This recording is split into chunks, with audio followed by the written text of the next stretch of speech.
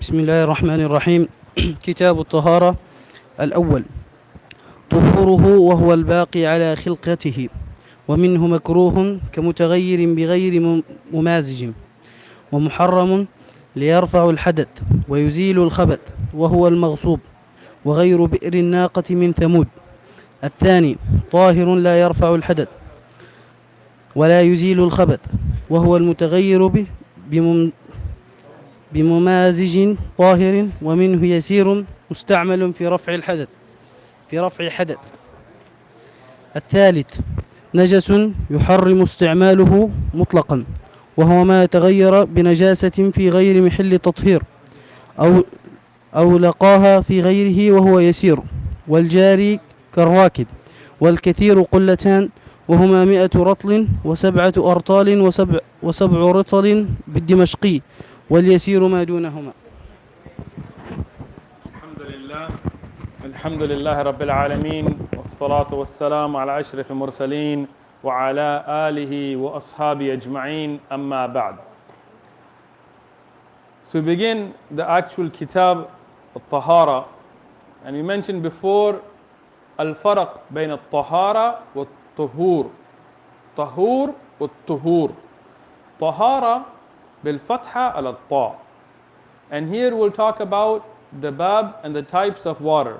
And we want to mention a difference before. We hear tahur and tahara when you have a fatha on the ta. And then you have tuhur. كالطهور إناء أحدكم من الحديث النبي عليه الصلاة والسلام بالضمة على الطاء. There's a difference. Tahur, when you have fatha, this is what is used for tahara.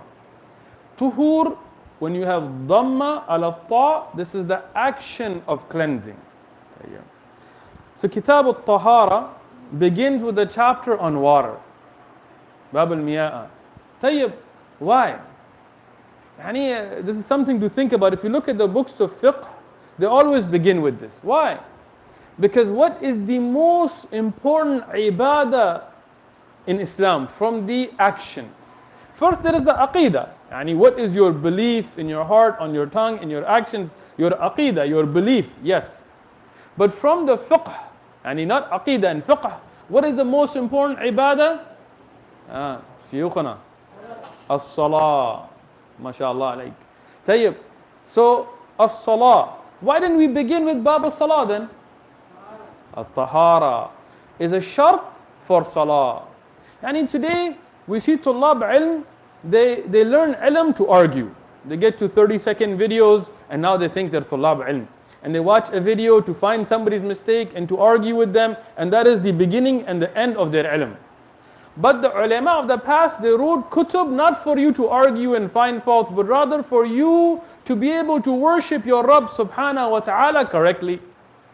And if the most important action in Islam is salah, from the af'al, from the actions, then you have to begin with what is a shart, what is a condition for that action to be correct. And that's why we begin with a chapter having to do with water. Because if you don't know, and these are ahkam you deal with every day. But many of these, our brothers and sisters, they don't know about. Even the ones that, mashallah, Allah has blessed them to attend durus, but they don't know about. They worry about when they get to durus, they fast forward to what they can argue with, instead of worrying about their salah being correct and accepted by Allah subhanahu wa ta'ala. فقال المؤلف المياه ثلاثة. The author here begins to say that water is of three categories. Water in Islam will be divided into three categories. And this is the mu'tamid, the relied upon opinion from the earlier times, and all of the four madhahib. The Ahnaf, Shawafi', Malikiyah, Hanabila, they divide water into three categories. Then there are subcategories. We're going to get into some of that, and we're not going to get into some of them. But this is the essence of water. It is of three types. Al-awwal, tahur. We talked about tuhur and tahur already, so you know. Tahur, bil-fatha ala-ta, this is a category of water that is used for tahara. ما هو فهو الباقي على خلقته. What does he say? The first category is tahur. And what is tahur? it is what is upon its original state. What is upon its original state. Now this is the matan. I will explain a little further with each line. يعني منها حقيقة ومنها حكما. يعني from this category there is tahur that is upon its original state in its haqiqah, in its reality. And there is that which is tahur even if it's not on its original state exactly, but the hukam is of that. It's important to understand, because if we say tahur is only what is exactly upon its original state, but then you go to a river, a big flowing river, and there is moss in it, for example, or there is somebody throws their garbage in it, but it's a huge flowing river. Now, will that river get affected somewhat? Of course, in haqiqah, and you cannot say it's exactly the way it came down when it rained. And you go to a well, for example, and there is sand, there is earth, and water collects. Do small particles of it mix? Yes. Is it exactly the way it was coming from the sky? No. Tayyib? What about seawater? Isn't it salty? And Allah subhanahu wa ta'ala, when He brought min as-sama, from the sky, the water, it wasn't salty. But seawater is salty. But we still give the hukam, هو الطهور كما قال النبي عليه الصلاة والسلام في الحديث طهور ماءه في البحر. So, this is to understand حقيقة وحكما. There's two types of even being باقي على خلقته. طيب. So, what is tahur?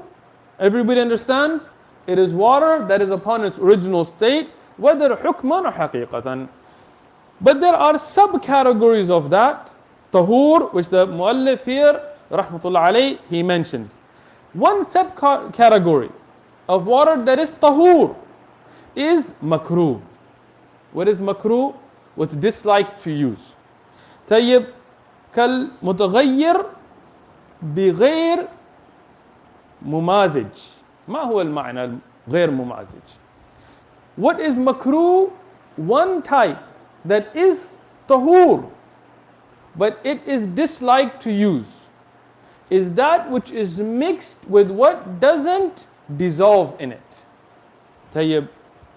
For example, if there is a pot that has some dough, you know dough?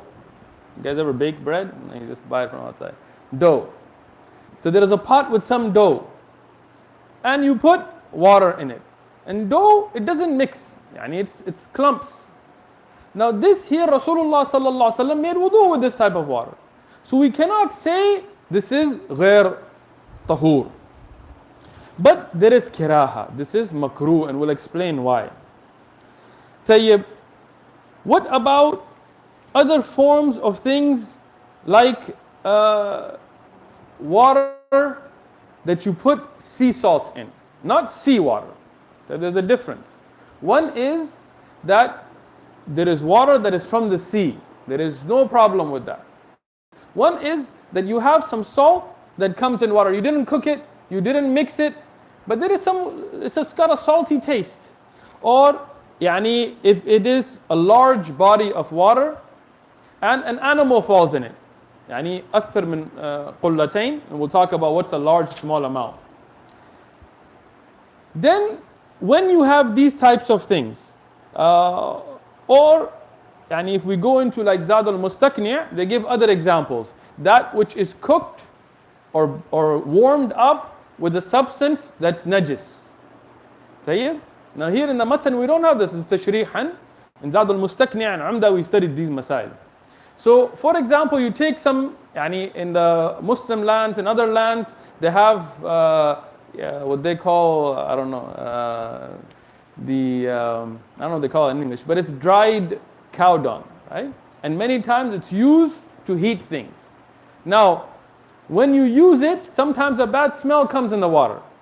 But can you say that water now is not tahur? No, it's still tahur hukman.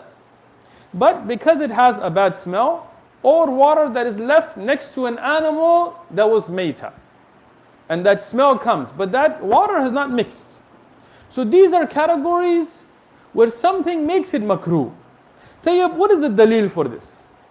The dalil for this is the hadith muttafaqun alayh. It is agreed upon by Bukhari and Muslim. Al-halal bayyinun, wal-haram bayyinun. What is the Rasul said? The halal, it's clear, and the haram is clear. وَبَيْنَهُمَا, and between them are mutashabbihat. What those things were, there is some shak. Mushtabihat, yani there is some shak in it. And this is between halal and haram. فَمَنْ وَكَعَ, yani whoever falls in the shubuhat, فَوَكَعَ فِي الْحَرَامِ. Whoever falls into those doubtful matters falls into haram. So when you have something najis close to water, when you have some mixing in the water, even if it is not by itself taking it away from being tahur, now there is mixing and there is doubt in it. So the Hanabila, and may Allah have mercy on them, out of their taqwa, they said, when you have something where there is doubt, it is makruh, it's better to leave it. And to stick to that which is clear and clean and very obviously where it is tahur. Now we don't say it's haram. We don't say it is not tahur, but these things are makruh. The next category is water that is tahur, lakin huwa muharram. Yani it is haram. How can that be? It is tahur, but it's haram? How could that be? So here, al-Muallif first explains what happens with it, and then he gives examples. From what about that water that is tahur, but haram to use?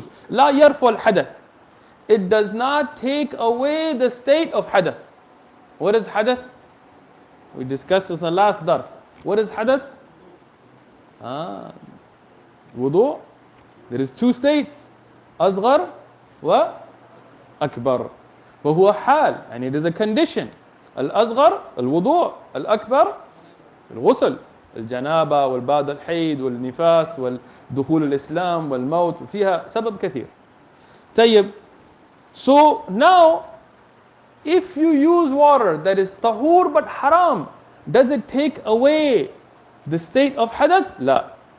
Yani if you needed to make wudu and you made wudu with this type of water that we're going to discuss now, you don't have wudu. If you needed to perform ghusl and you use this type of water, your ghusl is not accepted. ولكن يزيل الخبث. يزيل الخبث. What does it mean? But it takes away khabath. We talked about in the last dars, what is taharah, raf' al-hadath, wa zawal al-khabath.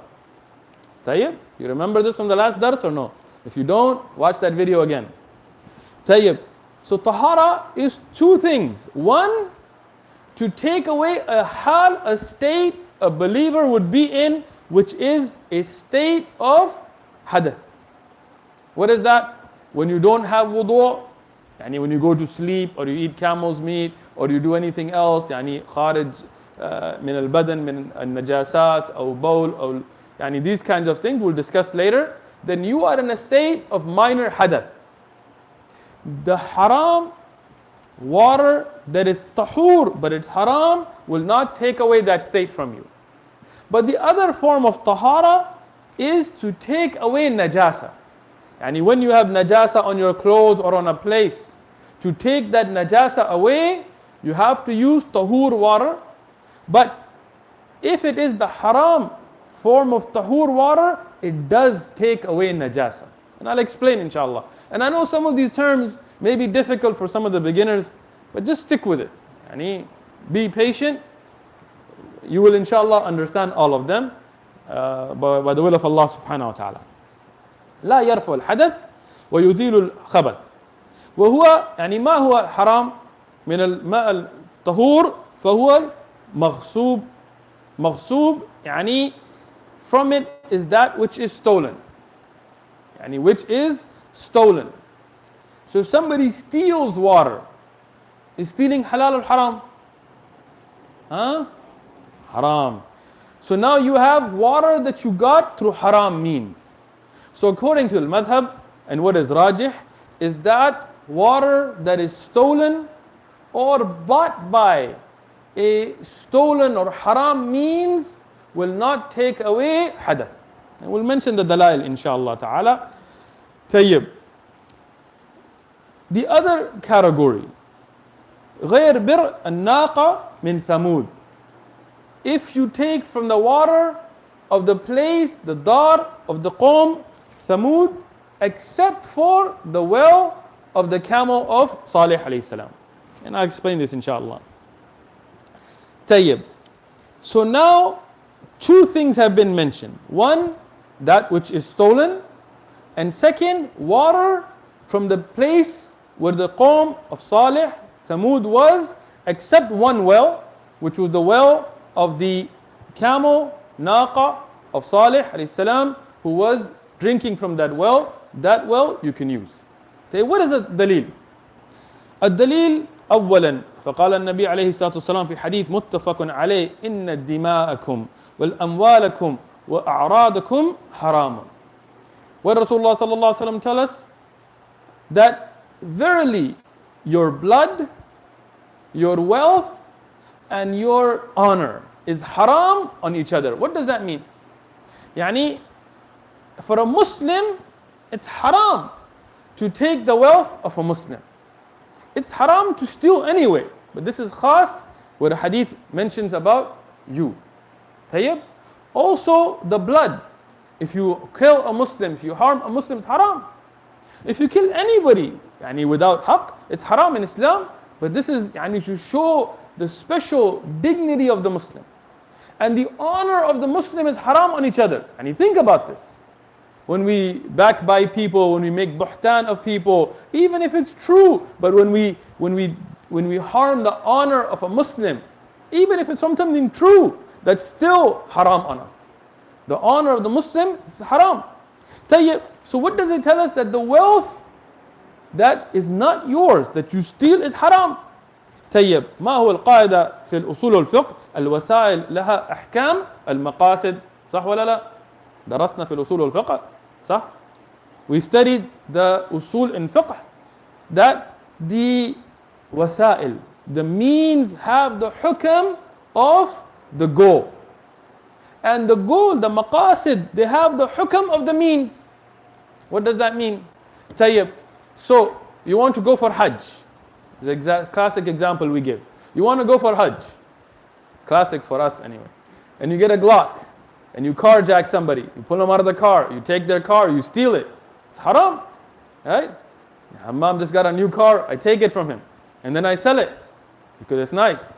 And then I take that money to go for Hajj. Is it halal? Is my Hajj accepted? Huh? La.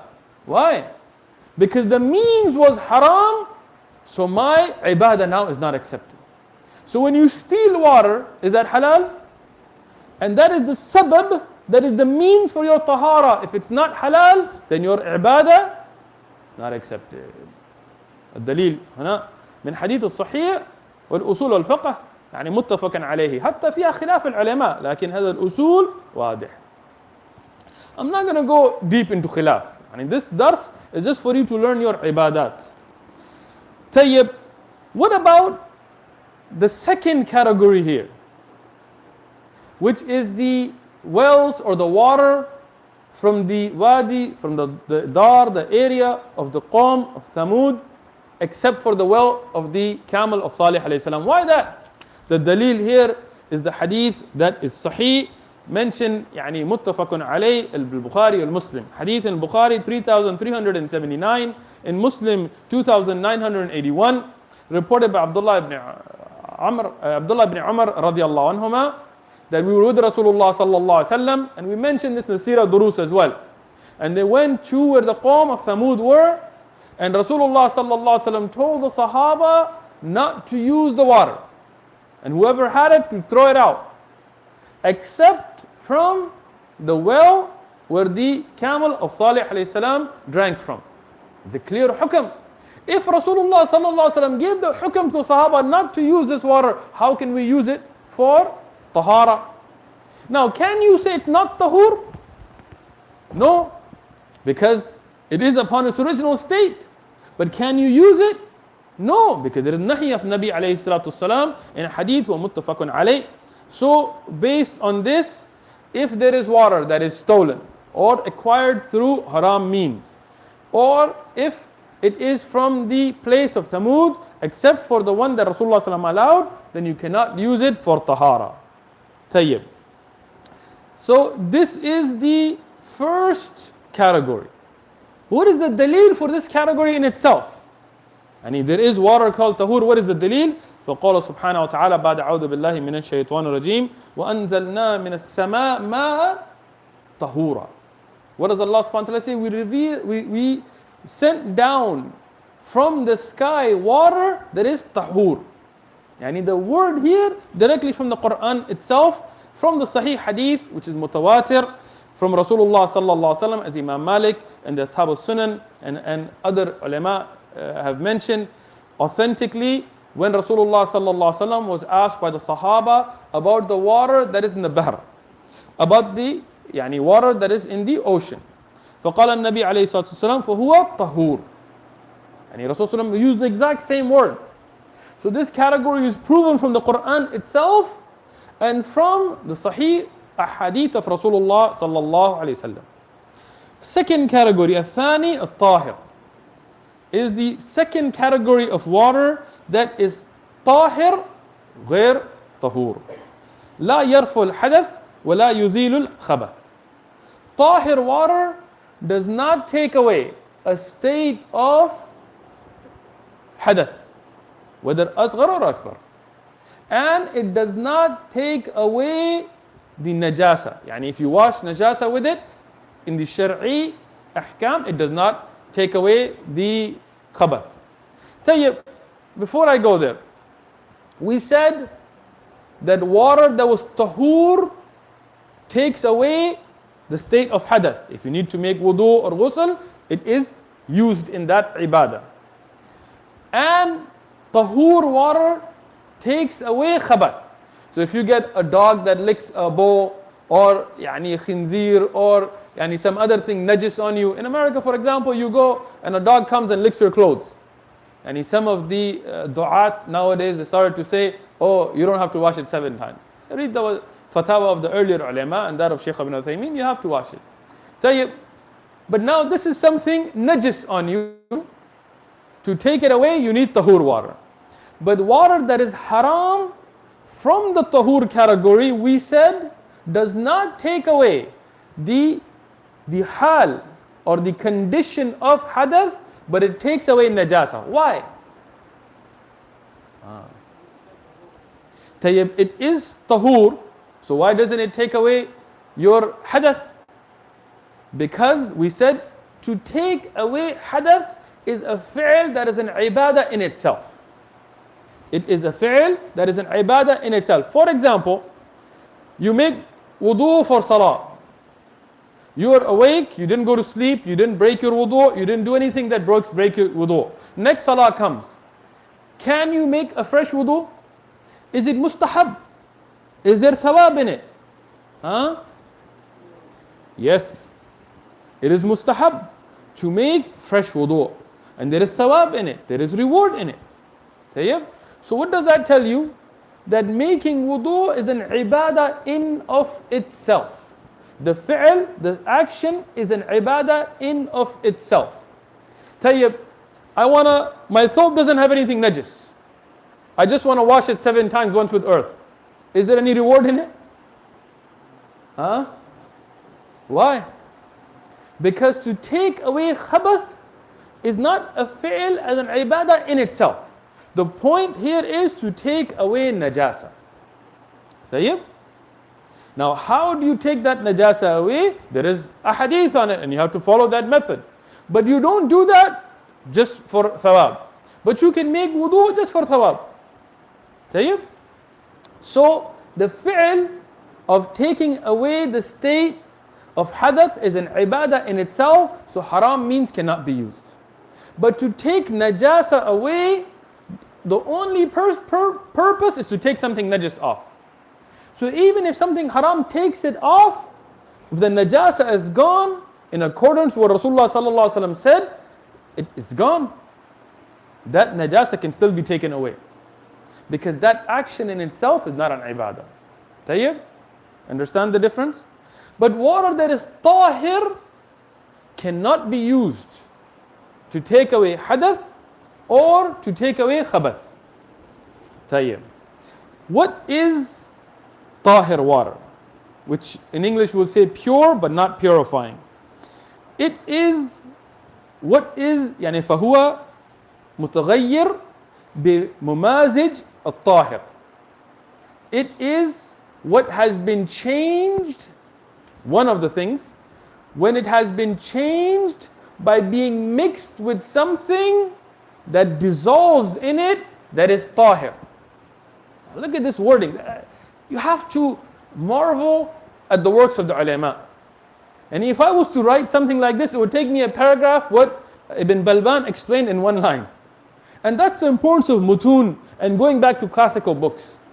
These ulama, they wrote big books and then they pondered and pondered and pondered and summarized and made everything so precise that in one line you cover what would take somebody else passages and pages and books to cover. So what is he saying? If you take some water, and you put tea leaves in it, are tea leaves najis? I hope not. I like tea. Are tea leaves najis? No. And then you cook it, and then you put some milk in it, or if you don't like milk, without it.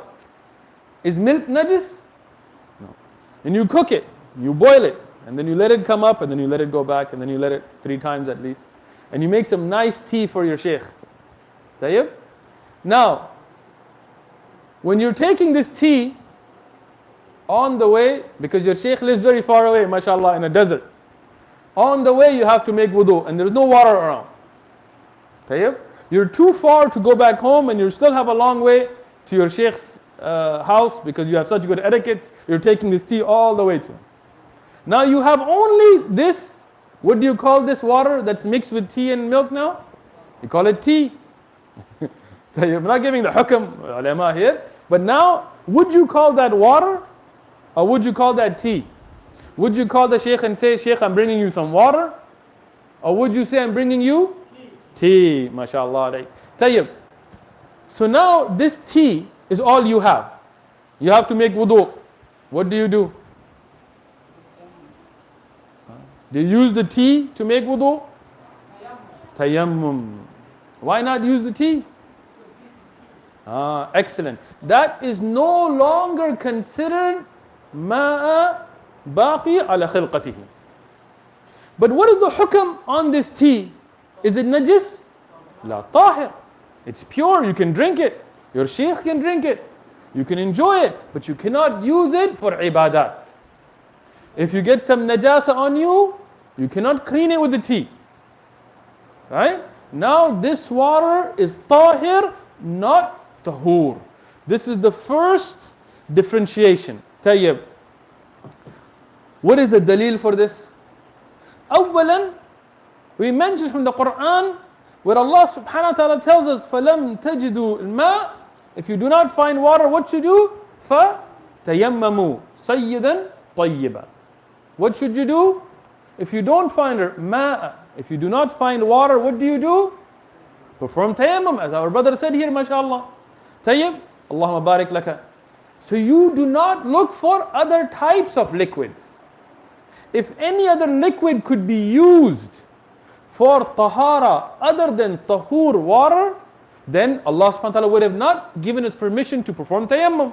For example, in the time of Rasulullah sallallahu alaihi wasallam, they didn't have tea.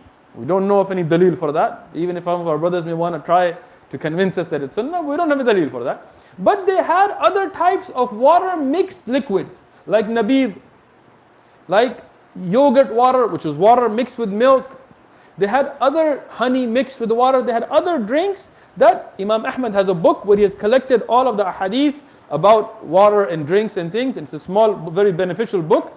And he mentions many types of drinks that were known in the time of Rasulullah sallallahu alaihi wasallam that were all water based. But because they had been mixed, where they cannot be considered ma anymore, we know from the Quran that is not able to be used. Tayyib, this is one dalil. Also dalil for this, we find the ijma' of the ummah. Ibn Hazm rahmatullah alayh, he says ijma'u, يعني it is ijma' of the ummah أنه لا يجوز الوضوء بشيء من معايعة غير أو غيرها حاشا الماء. What does he say? He goes that is ijma' of the ummah that it is not permissible to perform wudu with any liquids or other than it except for water.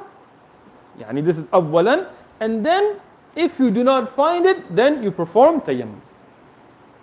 So the ijma' of the ummah, and this is mentioned by Ibn Hazm, it's also mentioned by Baha'uddin al-Maqdisi in al-Udda, Sharh al-Umda, Muwaffaquddin ibn Qudama in al-Mughni, Shamsuddin al-Maqdisi in Sharh al-Kabir, Ibn Mundhir in his Awsat, and also Ibn Abdul Barr al-Maliki in his Tamheed. He has mentioned the ijma' of this ummah on this issue as well.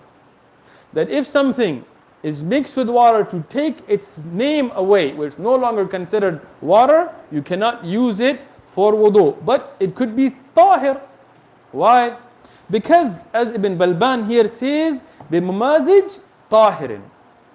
Yani we're not talking about najasa here. If something tahir has been mixed, because if something najis mixes with it, then what will be the hukam on it? Najis. It will no longer be tahir. And that's the beautiful wording from the matan to explain this. Tayyib. And from it, where you have اليسير مستعمل في رفع الحدث. From it is when there is small amount of water and it has been used for taking away the state of hadath. This is the second type of tahir water. What does that mean? For example, if you go and there is water that is not a moving river, yani it's not flowing, and it is less than qullatayn, and we'll discuss qullatayn later. Just make a mark in your mind about qullatan or qullatayn, we'll discuss it. So if it's a small amount of water and you use that water for fard wudu or fard ghusl, now that water has gone through your body or over your body to either perform wudu or ghusl, to take away a state of hadath, not mustahab wudu. So there is a difference. Yani if you perform wudu and a mustahab wudu, it does not take away a state of hadath. I'm not going to go too deep, but keep that in mind. But here it is a small amount of water and it has been used to take away the state of hadath, then you cannot use that water again for the shari taharah. Tayyib. What is the dalil for that? فقال النبي عليه الصلاة والسلام في حديث الصحيح أخرج إمام مسلم في صحيحه لا يغتسل أحدكم في الماء دائم فهو جنب. What did Rasulullah صلى الله عليه وسلم tell us? That one of you should not perform ghusl from janaba. Very important to look at the wording of the hadith.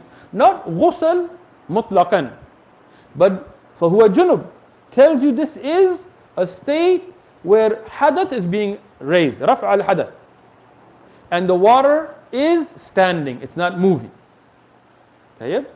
So what is the meaning of this hadith? We will not just make our own sharh, like our own self we say this hadith mean this. No. Abu Hurairah radiallahu anhu was asked about what does this hadith mean. He explained that if there is a small amount of water and you are in a state of janaba and you're making ghusl, do not stand in that water.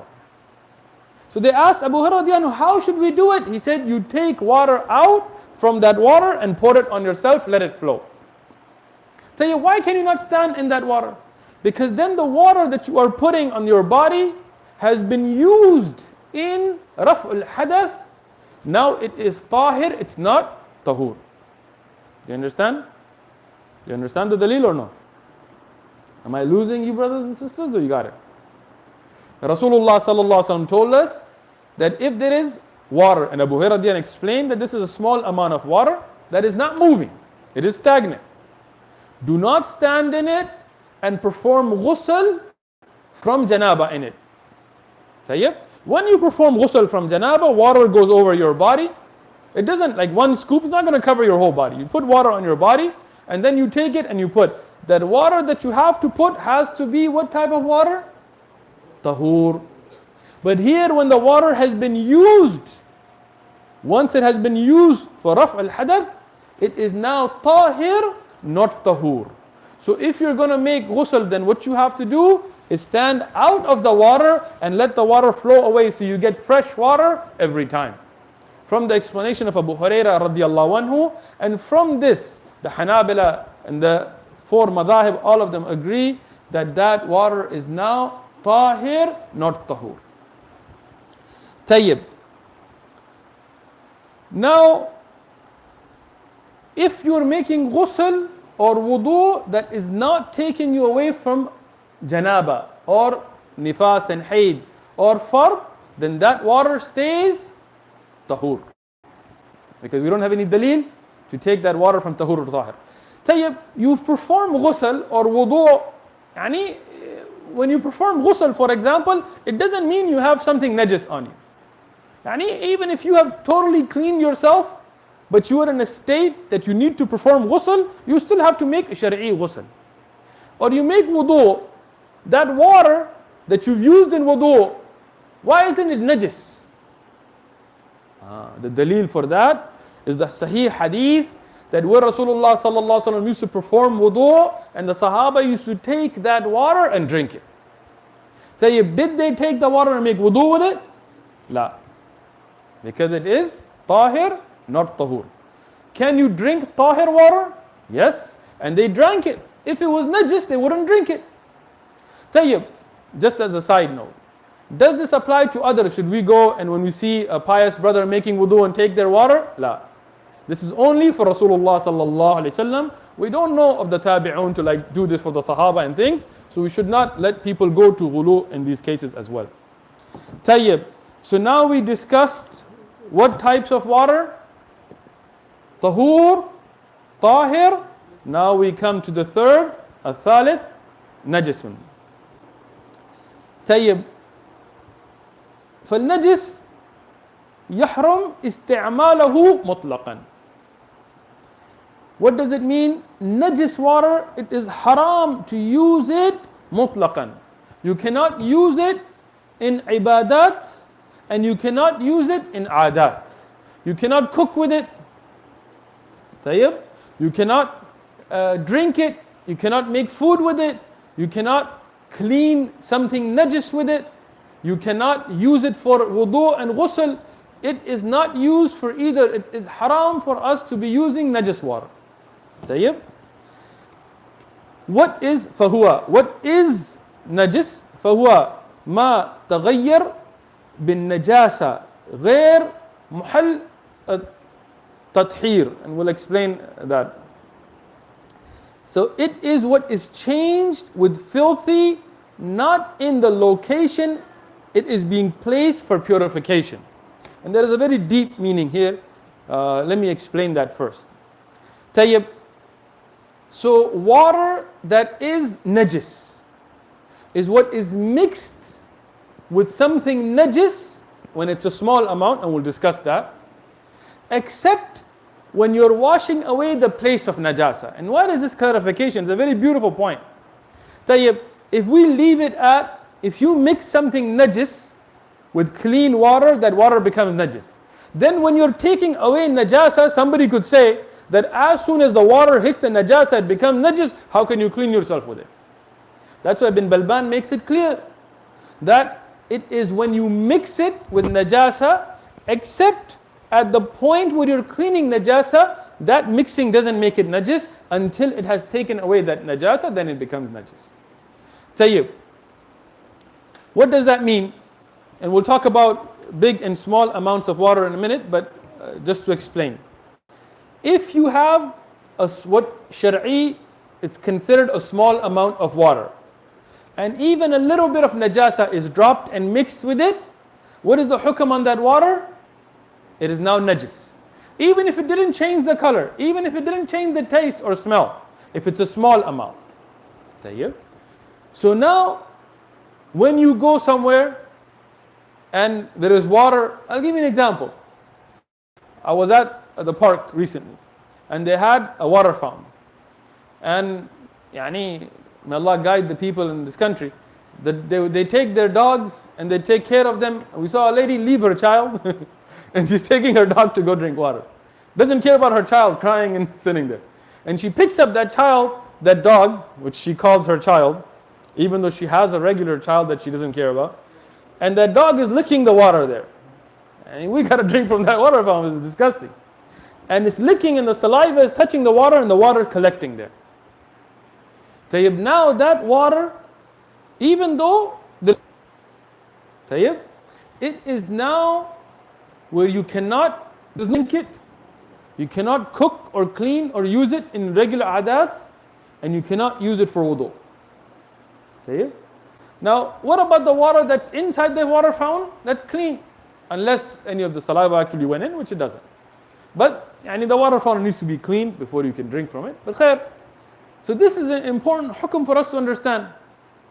When something najis mixes with pure water or tahir water, tahur or tahir, then that water becomes najis if it is a small amount. And it does not happen when it is in a big amount. This is tashrihan. I will explain why. Because if you were to say that small amounts and big amounts don't matter, then the ocean has been licked by dogs. Dogs go in the ocean. Saliva mixes in it. Right? Do we say all of the ocean is najis? La. Every river, every lake has people that throw filth in it, that mixes in it. But we don't consider that najis because it is a big amount. أو لاقها في غيره وهو يسير, or water that has encountered filth elsewhere while being a small amount. طيب. And والجاري كالراكد, and the moving is like the standing. And I'll explain these inshallah as we get into the next thing. And this is when it is a small amount. والكثير, what is a big amount? Like we said, small and big. What is the Shar'i definition? قلتان. قلتان, this is what we consider a lot of water. And what is قلتان? Now here, Ibn Balban is giving the explanation having to do with their time. Ritl that was used for the Shami ritl was used to record amounts of water. Here we have قلة. Al-Qulla was a unit of measure. The Qulla in the time of Rasulullah was a big container. Qullatan, two of them. Qulla is the mufrad. Qullatan or qullatain, depending on the Arab, is the mathna, is the two, and qilal is the jam'a. What is qulla? It was a container that you could put water or other liquids, and it would be used for measuring. In our time, what do we use? Gallons or liters and things like this. And we mentioned that the ulama of Islam, looking at what the qulla in the time of Rasulullah sallallahu alaihi wasallam was, and then having Sahaba who looked at the qulla of Rasulullah sallallahu alaihi wasallam in his time and then made their dishes, and ulama that looked at those dishes and made dishes, and they continued mutawatiran amaliyun till our time, where they showed what the qulla is. And it's 1.5 dira', arm length, 1.5 high, wide, and lengthwise, depthwise, and heightwise. Tayyib. And then the ulama looking at the types of measures they had till our time. Till our time. And there are pictures of those that were preserved from the earlier ulama who had recorded in hadith that I made this looking at the qulla that was with this tabi'i and this sahabi and so on. In our time, we'll give a rough estimate of about 216 liters. 216 liters. This is qullatain. This is 2 qulla. Tayyib? About. Now, some of the ulama, they said 250 or 210 or this. And this is approximate. But you get the idea. If water is more than that, then the Sharia, it is considered a large amount. If it is less than that, it is considered a small amount. What is the dalil for that? Is the hadith muttafaqun alayh, reported by Bukhari and Muslim, where Rasulullah sallallahu alaihi wasallam said, إِذَا بَلَغَ الْمَاءُ قُلَّتَيْن لَمْ يَنْجِسُهُ شَيْءٌ. Yani, if water reaches qullatayn, then nothing makes it najis. Tayyib. So, does this mean that even if it is more than qullatayn, it can mutlaqan never become najis? No. Because we look at ahadith in the light of other ahadith. And we look at it in the light of the ijma' of the ummah and the ijtihad of the ulama. So this hadith is one, but there are other ahadith that mention that water cannot become najis except when the najasa changes its smell, its taste, or its color. Now there is weakness in some of these ahadith, and there are multiple ahadith. But al-Shafi'i, he said, we do not know of any khilaf in the ummah on this issue. So when ijma' of the ummah is established, you can't undo it. That's a dalil in itself. So there are ahadith for it, and there is the ijma' mentioned by al-Shafi'i. So what does that mean? If water is less than qullatayn and it is stagnant, then even a small amount of najasa makes all of it najis. If it is more than qullatayn, or it is a flowing river, and I'll explain that in a minute, then a small amount of najasa does not make it najis. But if you saw so much sewage and filth in it, that even that big amount changes because of the najasa, not because something tahir, but because the najasa changes its smell, taste, or color, then even a big amount can become najis. Tayyib. What is the dalil for flowing water that it doesn't? First dalil is the dalil of the ocean. And Rasulullah sallallahu alaihi wasallam said about it, it is tahur, and we know people throw najasa in it. And then the hadith that is sahih of Bir Buda'a, which was a well in Medina that had flowing water underneath it, and it was a huge well, and people threw najasat in it, but Rasulullah sallallahu alaihi wasallam said that it does not become najis. Tayyib. So this ends our dars today, and I will end it with a summary that I want all of the tullab ilm to memorize. Tayyib. All of you inshallah ta'ala should memorize this. 3 categories of water. الطهور فهو طاهر في نفسه مطهر لغيره. What is it? Tahur, it is clean in itself and it's a cleanser for others. الطاهر, the second category, فهو الطاهر في نفسه الذي لا يطهر غيره. It is clean in itself, but it does not cleanse others.